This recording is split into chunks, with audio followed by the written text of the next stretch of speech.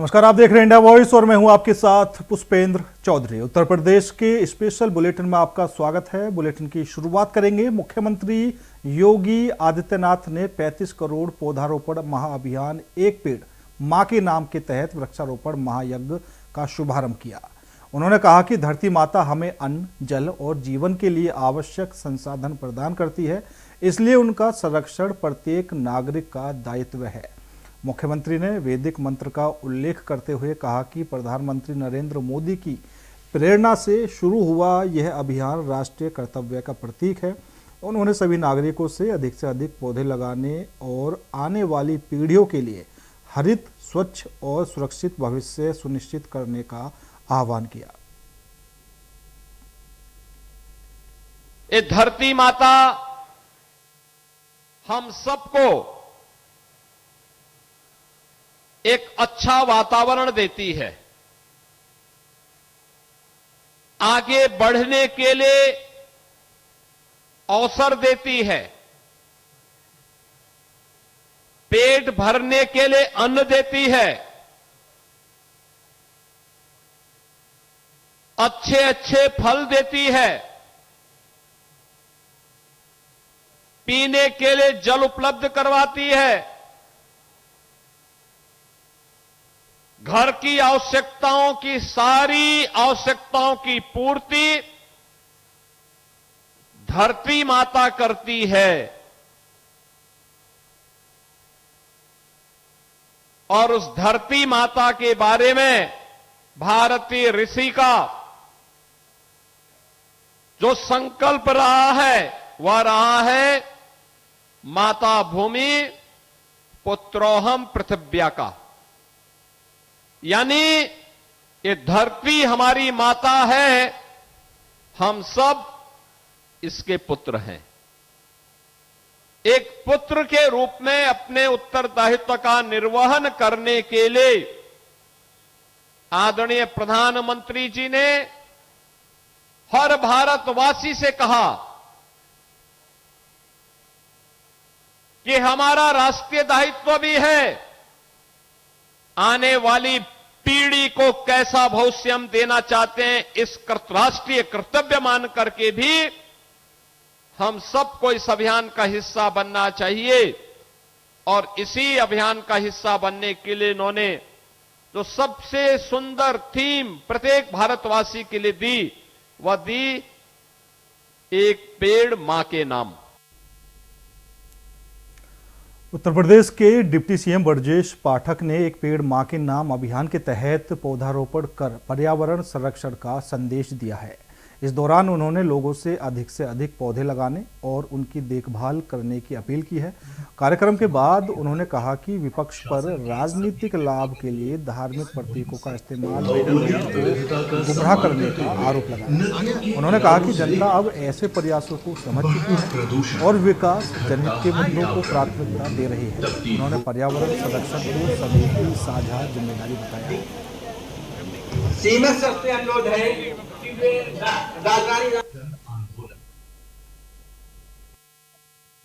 प्रारंभ होकर सायंकालीन 7 बजे तक चलेगा और उत्तर प्रदेश में 35 करोड़ से अधिक पौधे लगाकर के कीर्तिमान स्थापित करने का लक्ष्य माननीय मुख्यमंत्री योगी आदित्यनाथ जी ने तय किया है।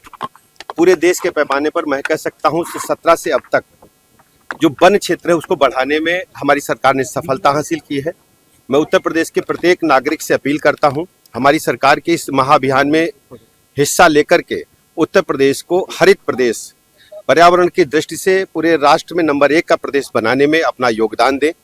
एक पेड़ मां के नाम लगाने का अर्थ ये है कि उस वृक्ष की रक्षा आप अपनी मां की तरह करेंगे और सबसे बड़ी बात है उसकी छाया आपको मां की छाया की तरह लगेगी, उसके फल आपको मां के दिए हुए भोजन की तरह लगेंगे। मैं पूरे प्रदेशवासियों से अपील करता हूं कि अपने मां के नाम एक वृक्ष अवश्य लगाएं और सबसे बड़ी बात है वृक्ष को बचाएं, अवश्य उसको सुरक्षित स्थान पर लगाएं।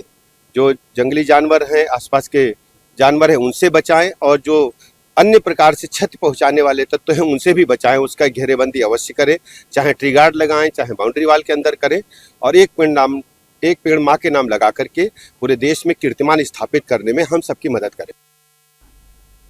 शाहजहांपुर में वित्त मंत्री सुरेश कुमार खन्ना ने एक पेड़ मां के नाम अभियान के तहत आयोजित वृक्षारोपण कार्यक्रम में भाग लिया और पर्यावरण संरक्षण के लिए अधिक से अधिक पौधे लगाने का आह्वान किया है।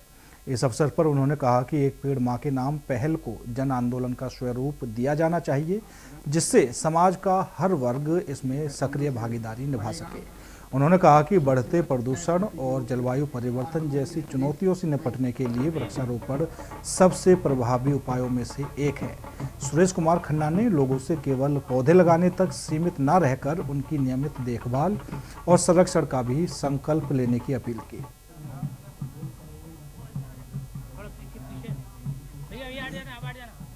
पैमाने पर वृक्षारोपण इस हथौड़िया क्षेत्र में खास तौर से किया गया। ये एक बहुत अच्छा प्रयास है ग्लोबल वार्मिंग को मिनिमाइज करने का, और जो गर्मी बढ़ रही है उसको भी मिनिमाइज करने का एक बहुत अच्छा प्रयास है। अभी तक योगी जी की सरकार में 242 करोड़ से ज़्यादा वृक्षारोपण किया गया। इस साल 37 करोड़ का लक्ष्य रखा गया है, जिसमें से 35 करोड़ वृक्ष केवल आज लगाने का लक्ष्य रखा है। 52,55,000 वृक्ष शाहजहांपुर में लगाने का लक्ष्य है, जो मैं समझता हूं कि हमारे जिलाधिकारी बहुत कर्मठ हैं और सभी जनप्रतिनिधि भी इसमें रुचि रखते हैं। तो ये लक्ष्य आज शाम तक हम ज़रूर पूरा करेंगे और उत्तर प्रदेश में खास तौर से ग्लोबल वार्मिंग मिनिमाइज हो, टेम्परेचर कम से कम रहे। जो सर्दियों का सीज़न 4 महीने का होता था उसी प्रकार से पूर्व स्थिति बहाल हो, उसके लिए वृक्षारोपण बहुत आवश्यक है। इसलिए सभी लोगों को एक पेड़ अपनी माँ के नाम और जहाँ तक जितनी क्षमता हो उसके अनुसार ज़्यादा से ज़्यादा वृक्षारोपण करना चाहिए। ये हमारे पर्यावरण संतुलन की दृष्टि से और हर प्रकार से वातावरण के लिए लाभदायक होगा। अयोध्या में राम मंदिर निर्माण समिति के चेयरमैन नपेंद्र मिश्रा ने कहा है कि राम मंदिर का निर्माण कार्य तेज गति से और आगे बढ़ रहा है और इसे निर्धारित समय सीमा के भीतर पूरा करने के प्रयास जारी हैं। उन्होंने बताया कि मंदिर परिसर में निर्माण, सुरक्षा व्यवस्था और श्रद्धालुओं की सुविधाओं पर विशेष ध्यान दिया जा रहा है। दान की चोरी से जुड़े विवाद के बीच नृपेंद्र मिश्रा ने स्पष्ट किया कि दान प्रबंधन पूरी पारदर्शिता और तय प्रक्रिया के अनुसार किया जा रहा है। उन्होंने कहा कि सभी व्यवस्थाओं की नियमित निगरानी की जा रही है ताकि निर्माण कार्य सुचारू रूप से और सुरक्षित ढंग से पूरा हो सके। मैं देखिए, भगवान राम मर्यादा पुरुषोत्तम हैं, उनसे हम सभी जो हैं वह यही प्रार्थना करते हैं कि वो इस देश को और ज़्यादा से ज़्यादा विकास करें, यहाँ के नागरिकों का विकास हो। तो भगवान राम तो सब कुछ हैं, हम सबका इतना विश्वास है। हम सनातनी लोग भगवान राम के तो भक्त हैं, तो उसी प्रकार से उनके समक्ष प्रस्तुत होते हैं, या अगर हम कहीं पे भी हैं तो उनका ध्यान रखते हैं। सर, आप राम मंदिर गए थे और आपने हर छोटी बड़ी बात का ध्यान रखा है। राम मंदिर की नई व्यवस्था से आपकी क्या अपेक्षा है? देखिए, राम मंदिर में सामान्य रूप से जो व्यवस्था है वह की जा रही होगी, ऐसा मेरा अनुमान है। केंद्र बिंदु मंदिर में श्रद्धालु होता है और कोई नहीं। मंदिर और श्रद्धालु, मंदिर और श्रद्धालु। तो हम जब भी विचार करें, जब भी हम सोचें, जब भी हम किसी प्रकार का कदम उठाएं, तो उसका बिंदु श्रद्धालु होना चाहिए। श्रद्धालु को क्या सुविधा मिलेगी? तो मुझे पूरा विश्वास है कि इसी प्रकार से राम मंदिर दान चोरी मामले को लेकर महामंडलेश्वर विष्णु दास महाराज ने बयान देते हुए जांच की मांग की है। उन्होंने कहा है कि मंदिर परिसर की देखरेख की जिम्मेदारी जिन लोगों पर थी उनकी भूमिका की जांच होनी चाहिए। उन्होंने चंपत राय पर सवाल उठाते हुए कहा कि मामले में जिम्मेदार लोगों की जवाबदेही तय होनी चाहिए। विष्णु दास महाराज ने आरोप लगाया कि इस घटना से विपक्ष को मुद्दा मिला है और पूरे मामले की निष्पक्ष जांच जरूरी है। हालांकि उनके आरोपों पर संबंधित पक्ष की प्रतिक्रिया सामने नहीं आई है। जी थे, कोषाध्यक्ष गोविंद देवगिरी जी थे। तो ये जो जिम्मेदारी मिला था चंपत राय को, और चंपत राय के होते हुए राम मंदिर में चोरी हो जाना ये कितना निंदनीय है, कितना दुखद है। चंपत राय के कारण ही विपक्ष ने एक मुद्दा बना लिया। चंपत राय खुद चाहते थे कि राम मंदिर में चोरी हो और विपक्ष मुद्दा बना ले। इसीलिए मैं आपको बार बार बता दूं कि चंपत राय दोषी हैं, मैं दोषी मानता हूं। चंपत राय के कारण ही राम मंदिर में चोरी हुआ। अगर चंपत राय नहीं चाहते तो चोरी नहीं होता और विपक्ष मुद्दा नहीं बनाता, मगर लगातार विपक्ष मुद्दा बना रहा है। तो कहीं ना कहीं चंपत राय जी की जांच होनी चाहिए। चंपत राय जी पूरे तरीके से दोषी हैं राम मंदिर को लेकर के। चंपत राय ही उत्तर प्रदेश के मुख्यमंत्री योगी आदित्यनाथ जी का छवि खराब करना चाहते हैं और जांच होनी चाहिए। उत्तर प्रदेश के मुख्यमंत्री योगी आदित्यनाथ जी पर पूर्ण राम भक्तों को, हम सभी साधु संतों को भरोसा है। और मैं कहता हूं कि चंपत राय जी, आप डर क्यों रहे हैं? और डर और भय के कारण ही आपका इस्तीफा हुआ है चंपत राय जी। और अगर आप चाहते तो आप टिन्नू यादव जैसे लोगों के बारे में बोलते, फांसी की सजा बोलते, मगर टिन्नू यादव कौन था? आपका ही तो था ड्राइवर। और निर्माण समिति के नृपेंद्र मिश्रा जी थे कोषाध्यक्ष। ज्योतिर्मठ के शंकराचार्य स्वामी अविमुक्तेश्वरानंद सरस्वती महाराज के बाराबंकी आगमन पर हैदरगढ़ में समाजवादी पार्टी कार्यकर्ताओं ने उनका जोरदार स्वागत किया। जनता से संवाद के दौरान शंकराचार्य ने बीजेपी पर निशाना साधते हुए कहा कि बीजेपी गाय की दुश्मन है। उन्होंने कहा कि गाय को राष्ट्रमाता का दर्जा दिया जाना चाहिए और हिंदू समाज को इस विषय पर गंभीरता से विचार करना चाहिए। उन्होंने केंद्र और राज्य सरकारों की गौ संरक्षण नीतियों पर भी सवाल उठाते हुए कहा कि गोवंश की सुरक्षा के लिए प्रभावी और ठोस कदम उठाना समय की आवश्यकता है। स्वामी श्री अविमुक्तेश्वरानंद सरस्वती जी महाराज का यहाँ आगमन जो हुआ है, विशेषत्व को लेकर हुआ है, वो आप सब जानते हैं। यूपी में रिटायर्ड ARTO ललित कुमार के लखनऊ स्थित घर पर विजिलेंस ने छापा मारा था। करीब 26 घंटे चली छापेमारी में ललित कुमार के लखनऊ आवास से 13 किलो सोना, 9 किलो चांदी और हीरे के आभूषण बरामद किए गए थे, जिनकी कीमत 20 करोड़ रुपए आकी गई थी। तलाशी के दौरान टीम को करीब 1 करोड़ 62 लाख रुपए कैश भी मिला था, जो उसने पैकेटों में दीवार और अलग अलग कमरों में छिपाकर रखे थे। 15 जगहों पर मकान, फ्लैट और खेती की जमीनों के दस्तावेज भी मिले हैं। तो वहीं विजिलेंस ने बरामद संपत्ति की कुल कीमत करीब 35 करोड़ रुपए बताई है, जिसका जायजा लिया है हमारे संवाददाता रजत राजपूत ने।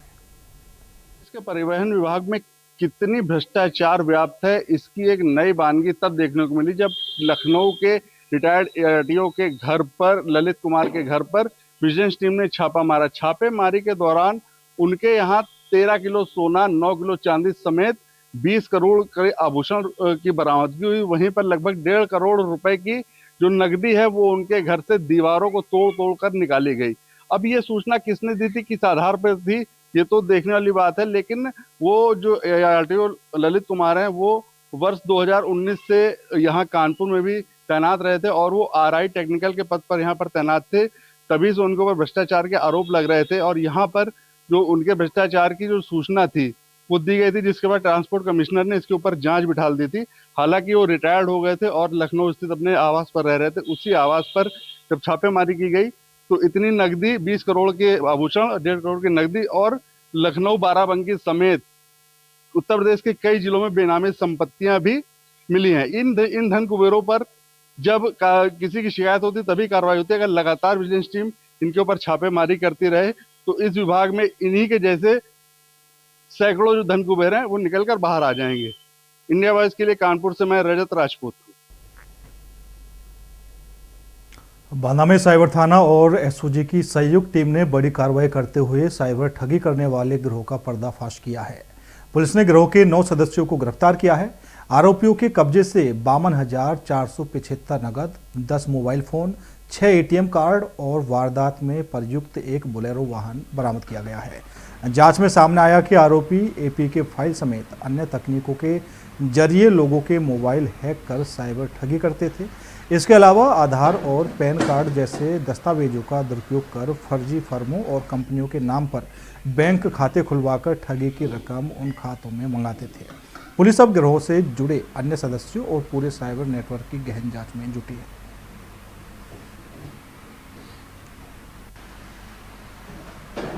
आदरणीय डीजीपी सर और साइबर मुख्यालय द्वारा चलाए जा रहे अभियान के तहत साइबर क्राइम की रोकथाम के लिए एक संगठित साइबर गिरोह को जनपद बांदा के साइबर थाना में 9 अभियुक्तों की गिरफ्तारी करते हुए उसका पर्दाफाश किया है।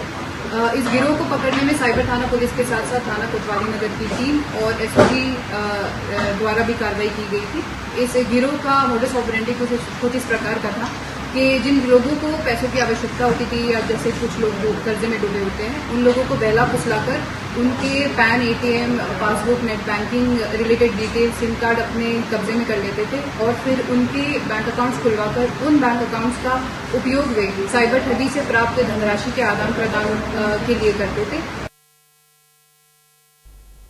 ऑल इंडिया इमाम एसोसिएशन के अध्यक्ष मौलाना साजिद रशीदी अपने एक बयान को लेकर चर्चा में है। उन्होंने दावा किया कि भारत में लड़कियों की शादी में देरी होने से रेप जैसे अपराध बढ़ रहे हैं। रशीदी ने कहा कि बेटियों की सुरक्षा के लिए कम उम्र में शादी कर देनी चाहिए। उनके इस बयान पर अब विवाद खड़ा हो गया है। कई लोगों ने सवाल उठाया कि अपराध रोकने की जिम्मेदारी पीड़ितों या उनकी शादी की उम्र पर नहीं बल्कि अपराधियों पर होनी चाहिए। बल्कि महिला अधिकारों से जुड़े लोगों ने भी इस तरह के बयानों की आलोचना की है। इंडिया इमाम एसोसिएशन के अध्यक्ष मौलाना साजिद रशीदी एक बार फिर चर्चा में हैं। इस बार उनका बयान महिलाओं को लेकर आया है। हाल ही में रशीदी ने दावा किया कि भारत में लड़कियों की शादी में देरी से रेप समेत अपराध दर बढ़ रही है।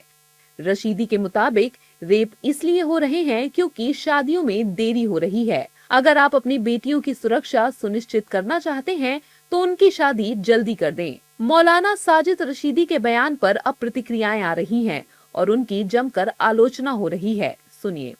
नहीं, ये ऐसा बात बोलना बहुत गलत बात है।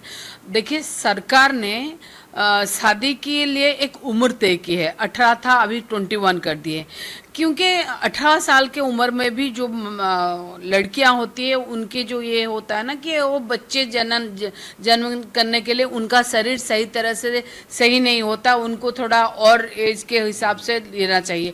तो ये किस तरह से कह सकते हैं कि अगर ज़्यादा एज ना हो, कम एज में शादी की जाए? कम एज में शादी तो एक एक्सप्लॉयटेशन होती है। इसका मतलब क्या है कि आप रेप को जस्टिफाई कर रहे हो। एक्चुअली मौलाना साजिद रशीदी साहब जो हैं वो मुसलमान ही नहीं है, क्योंकि जो मुसलमान होता है वो झूठ नहीं बोलता और मौलाना रशीदी कभी सच नहीं बोलते, इसलिए उन्हें पहले इस्लाम को जानना चाहिए। जी बिल्कुल, मैंने भी सुना। मैं कहती हूँ कि मौलाना राशिदी जैसे लोगों की छोटी मानसिकता को दर्शाते हैं। ये दर्शाते हैं कि बगैर पढ़े लिखे लोग सिर्फ इस तरह की बातें कर सकते हैं। आज अगर भारत की महिलाओं की बात करूं मैं तो पूरे विश्व में परचम लहरा रही हैं। आज अगर जैसे कहते हैं कि पश्चिम देशों का से नहीं था, पर मैं कहूँ आज चाहे वो फोर्स है, चाहे वो डॉक्टर हैं, चाहे वो साइंटिस्ट हैं, चाहे वो पायलट हैं, जितनी भी महिलाएं आज पूरे विश्व में अगर संख्या की बात की जाए तो सबसे ज्यादा महिलाएं भारत में आत्मनिर्भर। माननीय प्रधानमंत्री जी आत्मनिर्भर भारत की बात करते हैं। महिलाओं को, पुरुष और महिलाओं को दोनों को बराबर खड़ा करना चाहते हैं, क्योंकि देश की आधी आबादी। और वहाँ ये मौलाना राशिदी जैसे अगर ऐसे घटिया बयान देते हैं तो मुझे इनकी सोच पे बहुत तरस आता है। ये घटिया लोग हैं, ये नाम के मौलाना है, ये कठमुल्ला है। ऐसे लोगों को ना सरेआम सड़कों पे खड़ा करके पीटना चाहिए। देर अब यानी कि आप रेप को जस्टिफाई कर रहे हैं। अगर किसी बिटिया की उम्र थोड़ी ज़्यादा हो गई और उसका रेप होता है तो आप जस्टिफाई, ये कौन सा जस्टिफिकेशन है? ऐसे विकृत मानसिकता वाले लोगों को पकड़कर जेल में बंद करना चाहिए। और ऐसे ही लोग सिर्फ तुष्टीकरण के कारण, ये तो कहते हैं 14 साल 12 साल में विवाह कर देना चाहिए, और हम कतई इससे सहमत नहीं है। ये जिन्होंने मौलाना ने बयान दिया है इनको तुरंत इनकी गिरफ्तारी होनी चाहिए, इन पे मामला दर्ज होना चाहिए। आप बेटियों के खिलाफ रेप को जस्टिफाई कर रहे हैं या उसका कारण बता रहे हैं कि बढ़ती उम्र में शादी नहीं होने के कारण रेप होता है। ये महिलाओं के प्रति उनकी जो है घटिया मानसिकता को दिखाता है। दरअसल हाल ही में इलाहाबाद हाई कोर्ट ने एक फैसले में कहा कि मुस्लिमों में भी यदि 18 साल से कम उम्र की लड़कियों का निकाह होता है तो ये कानूनन गलत माना जाएगा। ऐसे मामलों में पॉक्सो के तहत कार्रवाई होगी। हाई कोर्ट के इस फैसले के बाद मुस्लिम पर्सनल लॉ को लेकर सवाल उठने लगे। इस बीच साजिद रशीदी ने ये बयान दिया कि देर से शादी रेप का कारण बनती है। अब उनके बयान की जमकर किरकिरी हो रही है। मेरठ के हस्तिनापुर क्षेत्र में गंगा के बढ़ते जलस्तर और तेज कटान से हस्तिनापुर चांदपुर मेरठ बिजनौर मार्ग पूरी तरह बंद हो गया है। तेज बहाव में सड़क कटकर नाले में तब्दील हो गई है, जिससे दोनों ओर वाहनों की लंबी कतारें लग गईं। इस घटना से करीब 8 गांवों का जिला मुख्यालय से संपर्क टूट गया है। ग्रामीणों ने जेसीबी से सड़क काटकर पानी का रुख मोड़ने का आरोप लगाया है, जबकि प्रशासन ने बढ़ते जलस्तर को वजह बताया है। प्रभावित क्षेत्रों में राहत और सड़क बहाली का कार्य लगातार जारी है। प्रशासन ने लोगों से सतर्क रहने की अपील की है।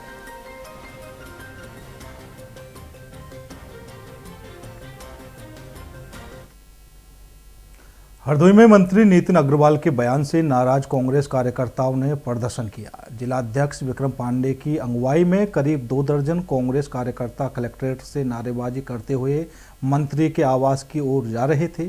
कांग्रेस कार्यकर्ता मंत्री के बयान के विरोध में उनका पुतला जलाने की तैयारी में थे। तो वहीं मंत्री आवास पर नगर पालिका अध्यक्ष सुखसागर मिश्रा मधुर की अगुवाई में बड़ी संख्या में समर्थक मौजूद थे। टकराव की आशंका को देखते हुए पुलिस प्रशासन ने कांग्रेस कार्यकर्ताओं को सिनेमा चौराहे पर रोक लिया और उनका पुतला छीनकर प्रदर्शन समाप्त कराया।